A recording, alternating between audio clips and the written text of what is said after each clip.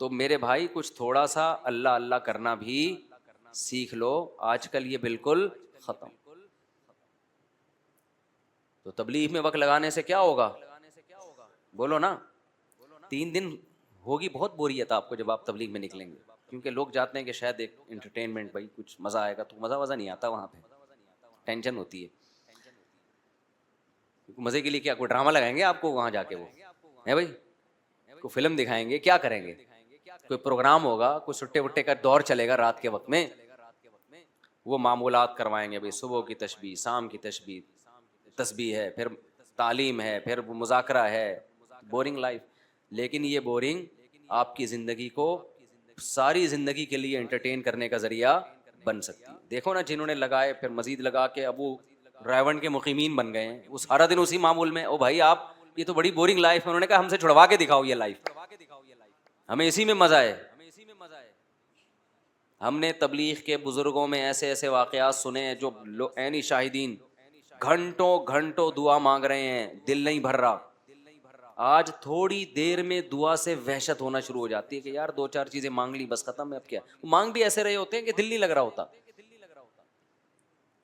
جن کا دعاؤں میں دل لگ جاتا ہے نا، ہمارے شیخ حضرت مفتی رشید احمد صاحب رحمہ اللہ تعالی، ان کا ہر جمعے کو عصر کی نماز کے بعد بیان ہوتا تھا.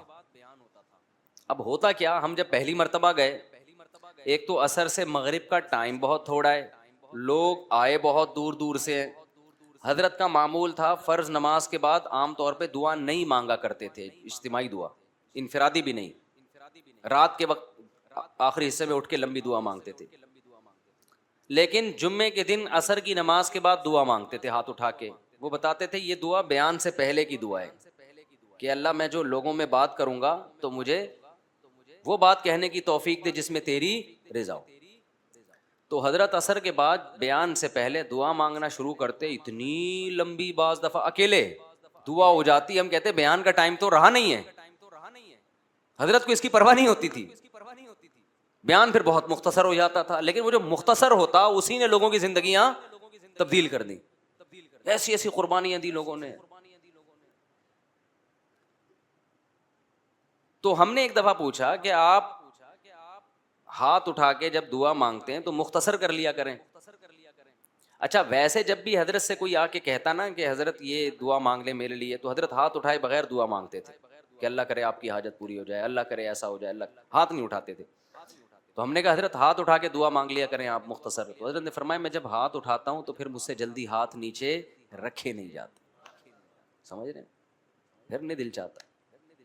جواد اور کریم بادشاہ کے دربار میں ہاتھ اٹھائے، پھر تو ایسا مزہ آتا ہے، ایسا مزہ آتا ہے کہ مانگتے چلے جاؤ بھائی.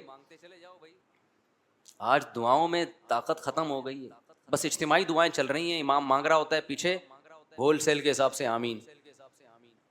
چلو غنیمت ہے وہ بھی. انفرادی دعائیں مانگنے کی عادت ڈالو، اللہ سے رشتہ بناؤ، ہاتھ اٹھا کے گڑ گڑانا سیکھو. لوگ کہتے ہیں یار ہمیں بوریت ہو رہی ہے، دل نہیں لگ رہا. تو میں نے بتایا نا جس کام میں دل نہیں لگ رہا وہی کرنا ہے، اس سے دل لگنا شروع ہو جائے گا. نہیں آ رہی میرا خیال ہے بات؟ آج سے عادت ڈالو لمبی دعائیں مانگنے کی، تنہائی میں، اکیلے میں. تنہائی کا موقع نہیں ہے، لوگوں کے سامنے مانگا کہ مطلب اجتماعی کی بات الگ ہے. اصل دعا میں کیا ہے؟ انفرادی. لوگ اجتماعی دعاؤں کو زیادہ اہمیت دیتے ہیں. اللہ کی نظر میں انفرادی دعا کی ویلیو اجتماعی دعا سے زیادہ ہے. کیوں؟ ادعوا ربکم تضرعا وخفیا. اللہ کہتے ہیں اپنے رب کو عاجزی کے ساتھ اور چپکے سے پکارو. تو گھروں میں عادت ڈالیں گے کہ نہیں ڈالیں گے دعاؤں کی اور نماز کی، عبادت کی؟ اس کا طریقہ میں نے بتایا کہ کیا طریقہ ہے. اب ایک دم نہیں پڑے گی عادت، پھڈا ہو جائے گا بیگم سے، بچوں سے پھڈا ہو جائے گا. اس کا طریقہ کیا ہے؟ اللہ نے بہترین آپشن دیا ہے. کس کا؟ تبلیغ کا. وقت لگاؤ اس میں. دیکھو گھروں کا، میں نے دیکھا ہے جو تبلیغ میں وقت لگاتے ہیں ان کی عورتیں بھی، گھروں کا ماحول بالکل چینج ہو جاتا ہے، بالکل چینج ہو جاتا ہے. گھر میں تعلیم بھی شروع ہو جائے گی پھر. اور اگر نہیں وقت لگاتے تو پھر بیٹھے رہو آرام سے. بڑے لوگ کہتے ہیں نا ایک بات، ہم لوگ کیا چونکہ بزرگ بھی ہوتے ہیں تو بزرگ لوگ نصیحتیں بھی کر رہے ہوتے ہیں. بہت سے فرقے ایسے ہیں جن کے یہاں بزرگ کیا ہیں؟ بولو نا. ہے ہی نہیں، بزرگ ہی نہیں ہے ان لوگ کے یہاں. ایک آدمی جو تھا نا پتہ نہیں کس فرقے کا تھا, تو وہ فقہ وہ ہمارے حضرت کے ہاتھ پہ بیعت ہوا اور مسلک ہی چینج کر لیا اس نے کہا آج سے میں فقہ حنفی کو فالو کروں گا. ہم نے پوچھا وجہ کیا؟ کہہ رہے یار ہم نے اپنے مسلک میں کوئی بزرگ ہی نہیں دیکھے. صحیح ہے نا, کوئی بزرگ ہی نہیں ہے. تو ہم لوگ کے یہاں چونکہ بزرگ ہوتے ہیں لہٰذا وہ نصیحتیں بھی کر رہے ہوتے ہیں, اور وہ بزرگ کی نصیحت ہی نکل گئی جو میں کرنا چاہ رہا تھا اس چکر میں. ہاں کہ وہ نصیحت یہ ہے کہ آپ کا اپنا اگر کوئی ویژن نہیں ہوگا تو آپ کسی اور کے ویژن کا حصہ بن جائیں گے. آپ کا اپنا کوئی ہدف نہیں ہوگا. آپ اگر اچھے کاموں میں ٹائم نہیں گزارتے تو شیطان پھر اپنے کاموں میں آپ کو لگا دے گا. شیطان کسی کو فارغ نہیں بیٹھنے دیتا, خوب سمجھ لو. جب کوئی بزی ہوتا ہے نا کسی اچھے کام میں تو شیطان کی رسائی نہیں ہوتی وہاں تک. شیطان کہتا ہے یہاں سے ہٹے گا تو میں اس کو بہکاؤں گا نا, آپ کا دماغ ادھر لگا ہوا ہے. تو شیطان کہتا ہے میں محنت کیسے کروں اس کے اوپر. دیکھو کمپنیاں جو اپنی پروڈکٹ بیچنے کے لیے آتی ہیں نا, فارغ آدمی کو سمجھاتی ہیں کہ سر یہ بہترین فون انگیج جائے گا تو وہ نہیں کریں گے نا. جس نے فون اٹھا لیا اس کو وہ پیکج پہنانا شروع کر دیا. تو وہ بھی دیکھتے ہیں یہ فارغ بیٹھا ہوا ہے, چلو جی اپنی پروڈکٹ منجن جو بھی ہے اس کو لا کے پہنا دیں. جو مصروف ہوگا تو کہیں گے بھائی اس کو غصہ آئے گا اگر میں نے اس کو چھیڑا جا کے. تو شیطان بھی یہ کر رہا ہوتا ہے. جو مصروف آدمی ہوتا ہے شیطان کی اس تک رسائی مشکل سے ہوتی ہے. اور جو ویلے ہوتے ہیں نا, ویلے سمجھتے ہیں جو ہوتے ہیں آج کل فارغ ہوتے ہیں, شیطان کہتا ہے تو فارغ بیٹھا ہوا ہے چل میں تجھے اپنے کام میں لگاتا ہوں. نئی فلم آئی ہوئی ہے مارکیٹ میں, چل وہ چل کے دیکھ تو جا. الٹے کاموں میں لگائے گا آپ کو, فحش فلموں میں لگا دے گا, پان گٹکے میں لگا دے گا, شراب میں لگا دے گا, برائیوں میں لگا دے گا. آپ نے اپنے اگر اسکیجول ایسا بنایا کہ سارا دن آپ کے پاس فضول کاموں کا ٹائم ہی نہیں ہے تو شیطان کو بہکانے کا موقع نہیں ملے گا. سارا دن اپنا اسکیجول بنا کے اپنے آپ کو بیزی کر لیں. جب آپ یہ سوچیں گے نا تو شیطان اس میں پتہ ہے کیا کہے گا, ابے کیا سارا دن مصروف ہو جائیں, پاگل ہے کیا, تو زندگی کا مزہ ہی ختم ہو جائے گا. تو سارا دن مصروف کا مطلب یہ نہیں ہے کہ کاموں میں مشغول ہو جائیں, تفریح کے لیے بھی ٹائم نکالیں, لیکن وہ تفریح جو جائز تفریح ہو اس کے لیے بھی ٹائم نکالیں آپ.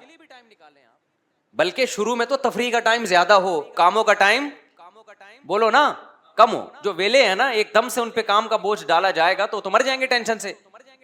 تو اپنے آپ کو عادی بنائیں, پہلے کم معمولات رکھیں صبح شام کے, کم معمولات, اور جو باقی فارغ دینا اس کو سوچیں کیا کرنا ہے, تو اس کو کسی جائز تفریح میں پہلے سے لگا دیں آپ. جائز تفریح کیا ہے بھائی؟ جاگنگ ہے, جم ہے, سوئمنگ ہے, جانور پالو ان پہ دل لگاؤ بہلاؤ ان میں, بچے پالو ان کو لے کے گھومو پھرو, نلی نہاری کھاؤ, جا کے تاریخ روڈ پہ نہاری کھانے نکل جاؤ. وہاں یار سنا ہے وہ نئی بریانی مارکیٹ میں آئی ہے, ذرا ٹرائی کر کے دیکھتے ہیں. یہ کیا کون سی تفریح؟ حیدرآباد کی مچھی سنا ہے بڑی مشہور چل رہی ہے آج کل. اب لیکن یہ جب پیسے ہوں گے تو ہوگا نا, جب پیسے نہیں ہے تو کیا کریں پھر؟ پیسے نہیں ہیں تو وہ اور آسان ہے زندگی. جب جس کے پاس پیسے نہیں ہوتے نا زندگی اور کیا ہے, کیونکہ اس کے بعد گناہ کے پیسے بھی نہیں ہوتے, پھر وہ گٹکے کے لیے ادھار مانگ رہا ہوتا ہے لوگوں سے.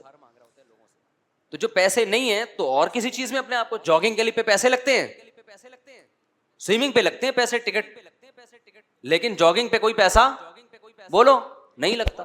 جم کی فیس بھی آج کل بہت ہی بیچارے رو ہی رہے ہوتے ہیں جم والے کے, یار وہ بھی نہیں دے رہے ہوتے لوگ. جم میں ایڈمیشن کروا لو, فیس پی جاؤ, استغفر اللہ, یعنی فیس بعد میں دے دو. جم والے سے بولو تو زکات نکالتا ہے کہ نہیں نکالتا, اتنا بڑا بزنس ہے. بولے ہاں نکالتا ہے, تو کہ میں زکات میں آ گیا بس, ٹھیک ہے نا, میں تیری جم کی زکات ہوں.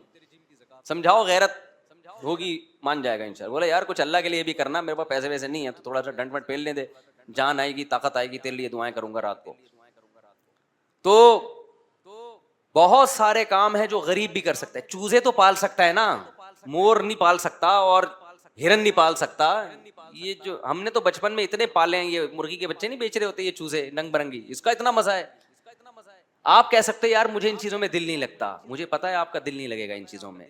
پال کے دیکھو, کچھ دن دل لگنا شروع ہو جائے گا. جانور سے محبت ہو جاتی ہے انسان کو. ہم نے وہ ہمارے خادم ہے نا, اس کے ذمہ میں نے دانا باجرے کا کام لگایا ہوا جب میں نہیں ہوتا, تو کہہ رہے مجھے محبت ہو گئی مرغیوں سے. گدھے سے محبت ہو جاتی ہے تھوڑے دنوں میں,